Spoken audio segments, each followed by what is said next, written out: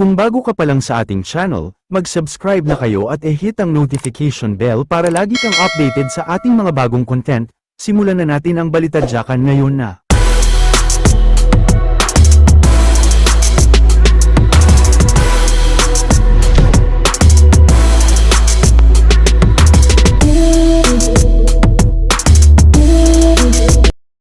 Friday the 13th ngayon pero tila may dala pa itong magandang balita para sa lahat ng legit na barkad sa buong kapuluan at sa buong mundo dahil kamakailan lang ay opisyal nang naging registered ang trademark ng Itbulaga pabor kay Henyo Master at creator ng titulo na si Joey De Leon.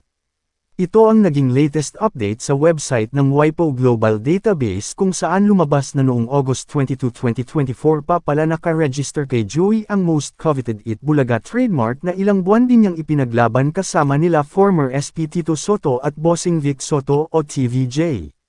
Though ang na-register na trademark ay under pa rin ng Class 16, 18, 21 and 25, katulad ng sa Tape Inc., sapat na ito upang mapagtibay ang ownership ni Joey sa trademark dahil suportado din ito ng batas sa bisa ng hatol ng Marikina Regional Trial Court Branch 273 at Intellectual Property Office of the Philippines Director General Office na nagsabing ang TVJ lang ang tunay at nag-iisang may-ari ng Itbulaga trademark, segments, theme songs at lahat ng may kaugnayan sa programa at tuluyang nagpatigil sa tape at GMA na illegal na gamitin ito ng walang pahintulot mula sa iconic trio.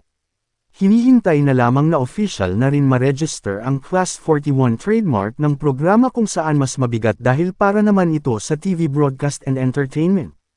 Maagang pamasko rin para sa lahat ng nagmamahal sa programa ngayon nag-umpisa na ang bare months.